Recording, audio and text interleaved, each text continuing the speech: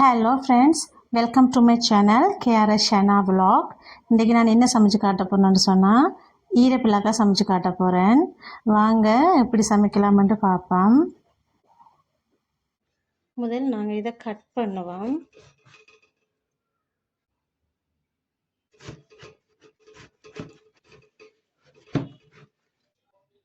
தோலெல்லாம் சீவி எடுக்க வேணும். சீவி எடுத்துக்கொள்ளுங்க. பாருங்க, இந்த தோலெல்லாம் சீவி எடுத்துட்டு, இந்த தோலெல்லாம் ஃபுல்லாக சீவி எடுத்துட்டு, இந்த உள்ளுக்கு நடுவில் இருக்கிற இதுகளையும் எடுக்கணும். வெட்டி இப்படி எடுக்கணும். நான் இப்போ செய்து காட்டுறேன் பாருங்க. இப்போ நான் சீவி எடுத்துட்டேன் பாருங்க. இப்போ உள் பக்கத்தில் இருக்கிறதையும் வெட்டி எடுக்கணும். இந்த தெரியுது தானே எங்களுக்கு, அது இந்த உள்ளுக்கு அந்த சின்ன சின்ன சுளைகள் மாதிரி இருக்கு தானே, அதை அப்படியே ஃபுல்லாக வெட்டி எடுக்க வேணும்.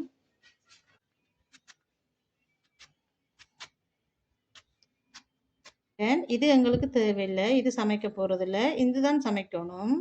இங்கே பாருங்க, அப்படி இருக்குன்னு இப்படி வெட்டி எடுக்கணும். எல்லா பக்கத்தில் இருக்கிறதையும் வெட்டி, எல்லா உள் பக்கத்தில் இருக்கிறதையும் வெட்டி எடுத்து பின் கோதுகளையும் தோல், அந்த பின் இந்த மாதிரி தோலையும் வெட்டி எடுக்கலாம். இப்போ நாங்கள் வெட்டி எடுத்துருக்கிறோம். இனி சின்ன சின்ன துண்டுகளாக திருப்ப வெட்டுவோம். வெட்டி எடுப்போம்.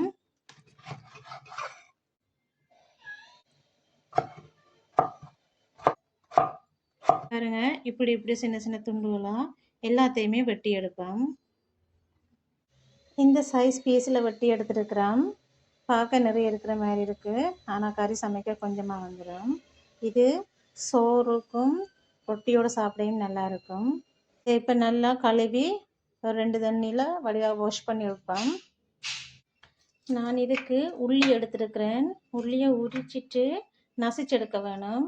ஒரு பெரிய வெங்காயம், மற்றது மூட்டை கொச்சிக்கான்னு சொல்லி, இது சரியான உரைப்புங்க, சரியாக உரைக்கும். இது எடுத்துருக்கிறேன். பச்சை மிளகா வேணுமெண்டா பச்சை மிளகா, இது இல்லாட்டி பச்சை மிளகா போட்டுக்கொள்ளலாம்.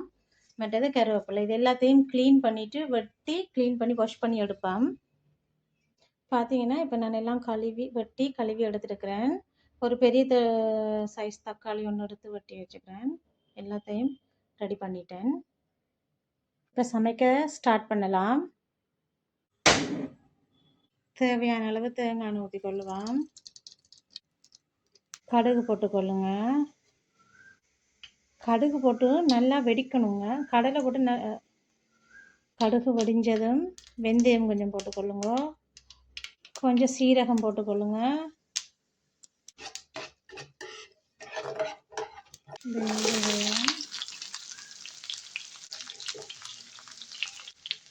கருவேப்பிலை,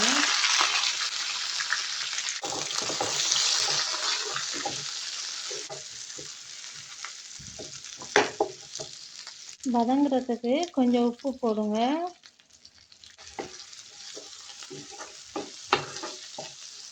வெங்காயம் வதங்கியதும் தக்காளி பழம் போடுங்க. உள்ளியும் மிளகாயும் எண்ணெய்க்குள்ளே போட்டு வதக்குறது இல்லை, அது ஈரப்பிள்ளாக்காயோட சேர்த்தே வதக்க வேணும். அதோட சேர்த்து தான் அதை வேக வைக்கணும். இதுக்குள்ளே போட்டு வதக்குறது இல்லை. பாருங்க, இது ஓரளவுக்கு வதங்கி வந்துட்டு பாருங்க. இதோட நாங்கள் மிளகாய்த்தூள் சேர்ப்போம். மிளகாய்த்தூள் கொஞ்சமாக சேருங்க. ஏன்னு சொன்னால் நாங்கள் வெட்டி வச்சுக்கிற மிளகாய் வந்து சரியான உரைப்பு. நீங்கள் எவ்வளோ உரைப்பு சாப்பிட்றீங்களோ அந்தளவுக்கு மிளகாய்த்தூள் சேர்க்கலாம். நாங்கள் எல்லாருமே வீட்டில் கொஞ்சமாக தான் மிளகாய்த்தூள் உரைப்பு சாப்பிட்றோம். நான் வீட்டை யூஸ் பண்ணுற மிளகாய்த்தூள் வந்து எல்லாமே அதுக்குள்ளே மிக்ஸ் பண்ணி இருக்குது. மல்லித்தூள், சீரகம், மசாலா எல்லாமே அதுக்குள்ளே மிக்ஸ் பண்ணி இருக்குது. அதனால் நான் மிளகாத்தூளை அப்படித்தான் சேர்க்கிறேன். நான் சில பேர் தனித்தனியாக சேர்ப்பீங்க. உங்களோட உரைப்புக்கு அளவாக சேர்த்துக்கொள்ளுங்க. இப்போ இந்த ஸ்டேஜில் வந்து நாங்கள் வெட்டி கழுவி வச்சுருக்கிற ஈரப்பிள்ளாக்காயை சேர்ப்போம்.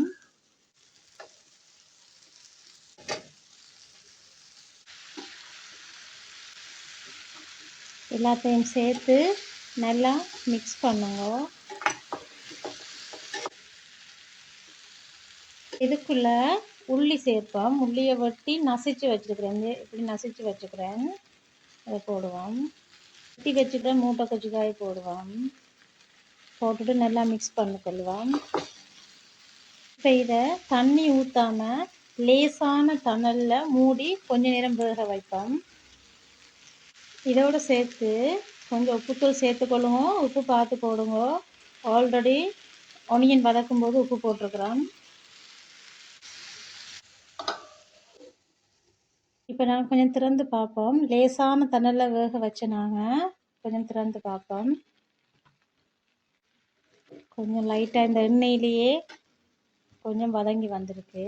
இப்போ நாங்கள் என்ன செய்ய வேணுமுன்னா இதோட பாலை ஊற்றி வேக வைப்போம். தேங்காய் பால் ஊற்றி வேக வையுங்கோ. நான் தண்ணி எதுவுமே சேர்க்கலை, ஃபுல்லாக தேங்காய் பால் மட்டும்தான் சேர்த்துருக்குறேன். விட்டுட்டு நல்லா மிக்ஸ் பண்ணி மூடி வையுங்கோ. இப்போ நாங்கள் திறந்து பார்ப்போம். ஓகே, பாருங்கள் எங்களுக்கு நல்லாவே வெந்து வந்துச்சு. ஆனால் இந்த கிழங்கு வந்து உடனே நல்லா வெந்துடும். பாருங்கள் எங்களுக்கு நல்ல பதமாக வெந்துருச்சு.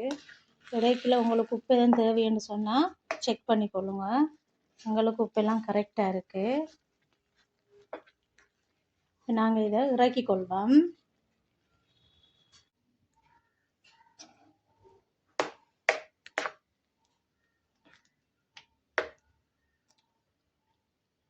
இப்போ நாங்கள் இதை அடுப்பை ஆஃப் பண்ணிவிட்டு இறக்கி கொள்வோம். Okay friends, thank you for watching my video.